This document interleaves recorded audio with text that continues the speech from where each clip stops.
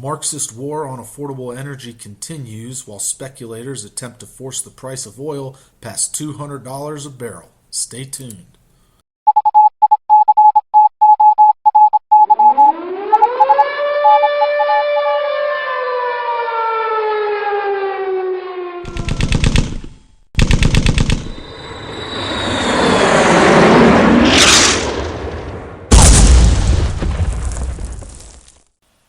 All right, ladies and gentlemen, welcome back to another episode of Uncommon News, where we cover important topics that are unlikely to appear in the mainstream media. Now, today's episode, we're primarily going to focus on the recent increase in the price of gas and why it is, what is the real cause of the recent increase in the price of gas.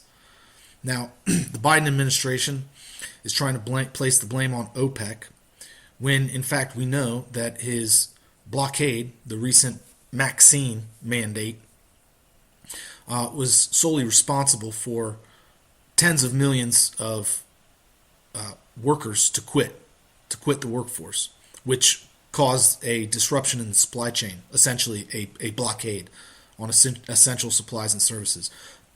Now, he's trying to say that, this is a quote from Biden himself. He said, "My guess is you'll start to see gas prices come down as we get by and going into the winter, into next year in 2022.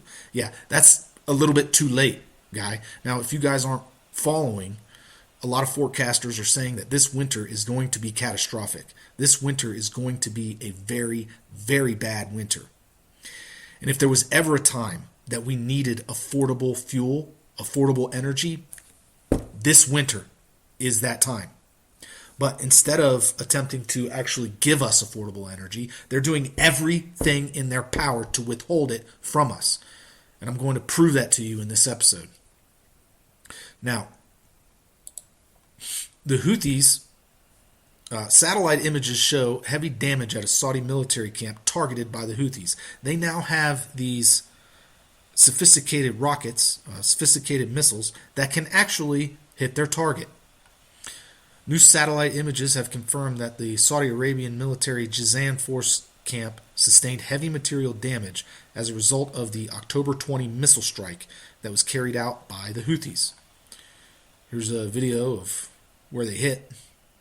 They actually hit two hangars that were housing Apache helicopters, and 35 service members were killed. Now, it's highly probable that the Houthis got these missiles from Iran. And it was only 5 years ago that the Obama administration gave $1.7 billion to Iran. Now, could this $1.7 billion have been used in the development of these missiles? Most likely, yes. So these attacks could have very well been the result of this cash transfer from the Obama administration. Just keep that in mind. Now, obviously, the Saudi Arabians retaliated because of this. On the 23rd, it says that fire broke out at a strategic Iranian port on the Persian Gulf. Now, yeah, it very well could have just been a spontaneous combustion, but sabotage is most likely what happened here.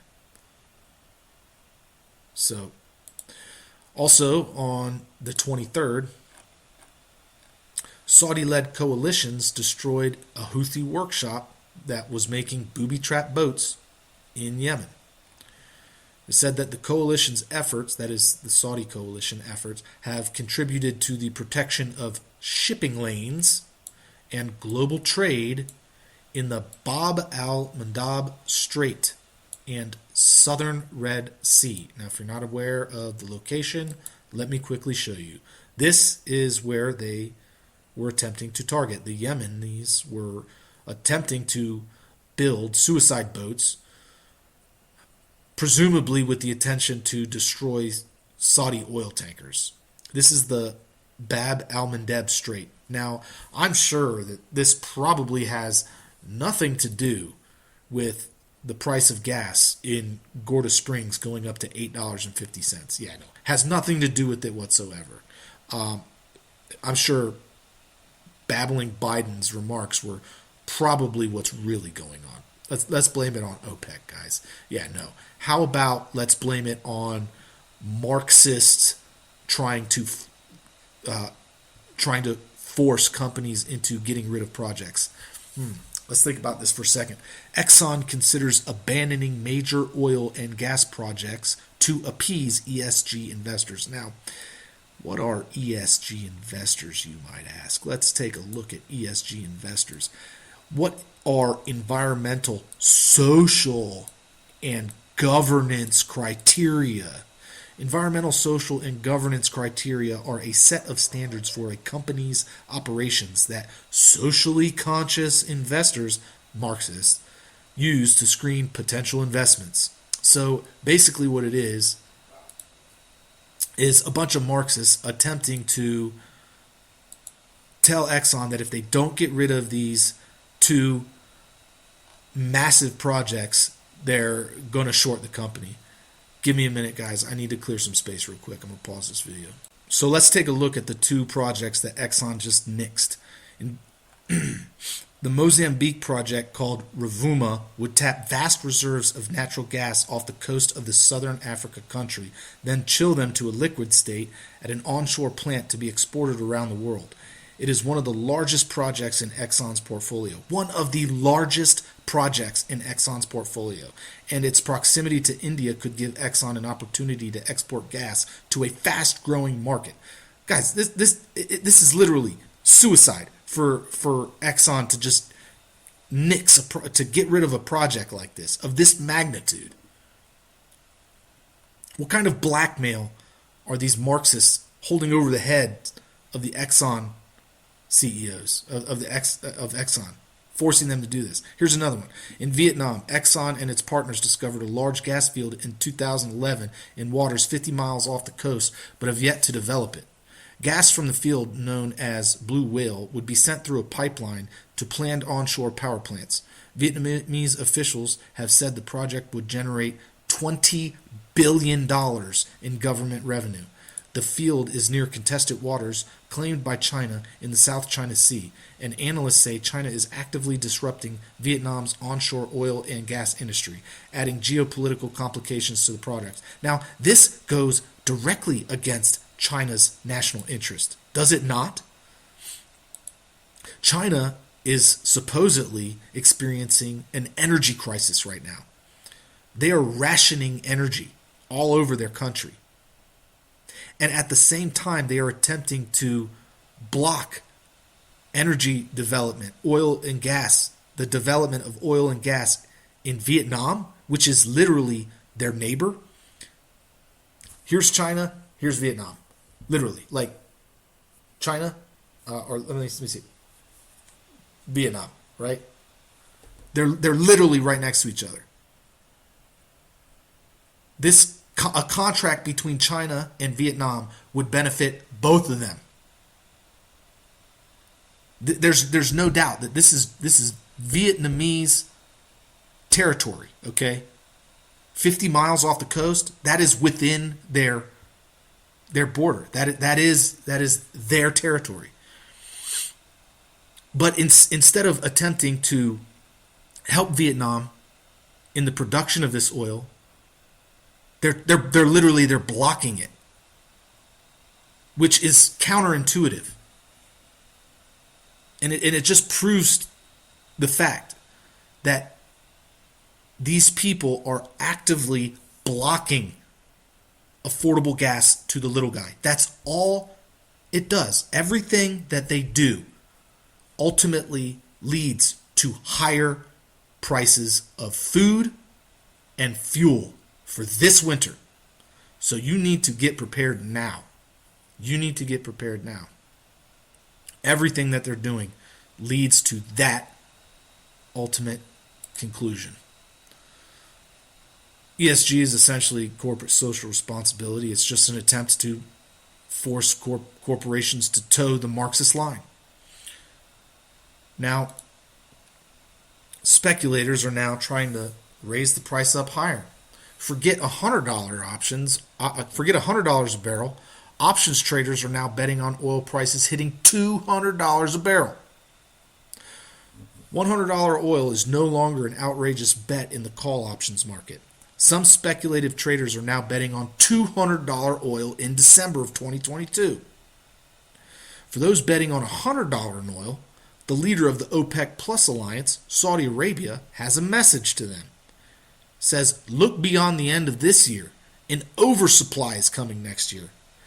Now, if anybody would know about an oversupply, it would be Saudi Arabia, because they know that the fuel, the oil and the natural gas is being withheld from people now, which means that there's going to be a surplus next year.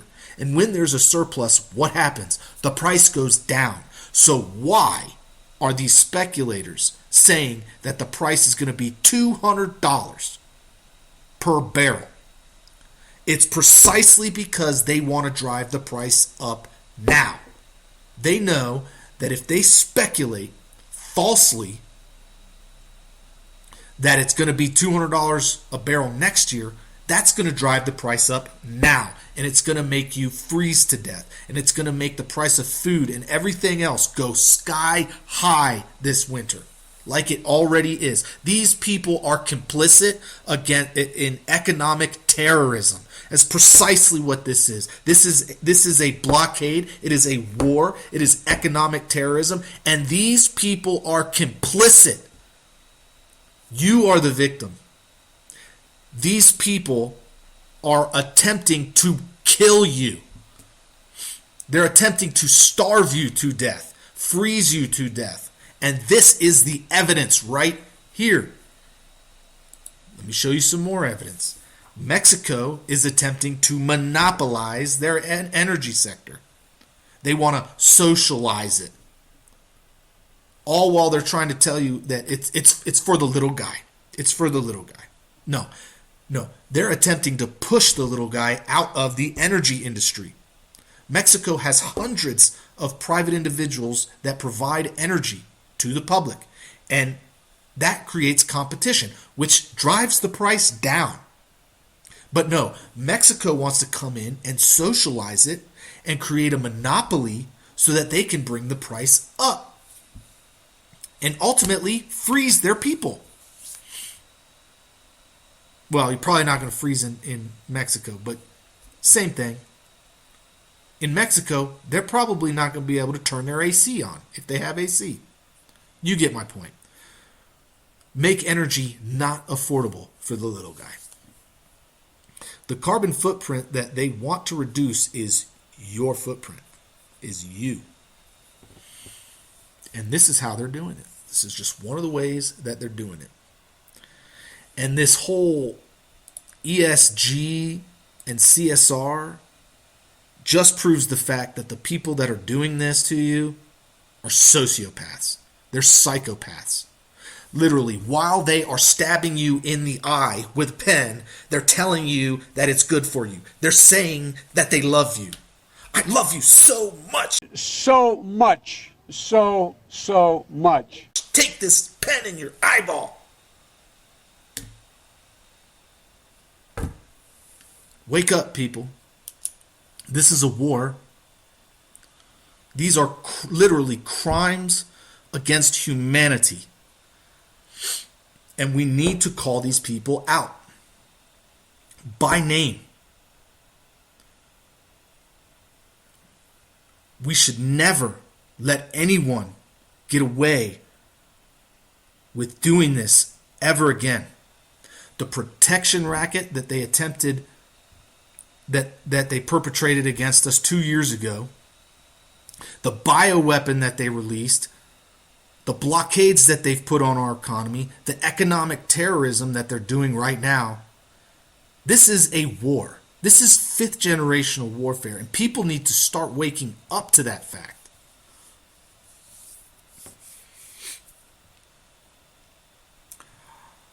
You need to get involved in local politics.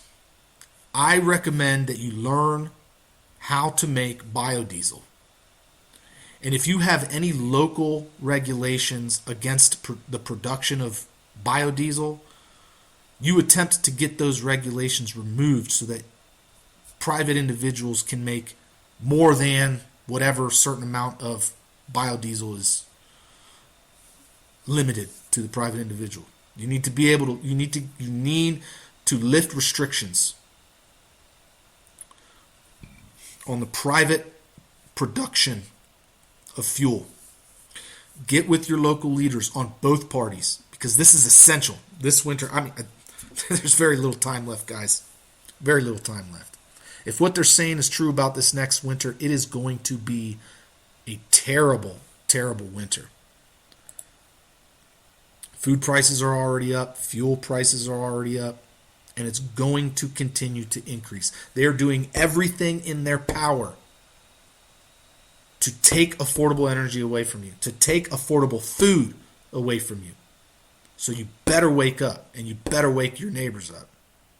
Because if your neighbors aren't woke up, then when it hits the fan, they're coming for your stuff. So be like Paul Revere. Blow the horn. Give a warning. If people don't heed the warning, that's their own fault. That's their own fault. Their blood be on your hand if you don't warn them. Anyways, guys, if you like this video, go ahead and give it a thumbs up, like, comment, subscribe, share the video with your friends. Help out your neighbors.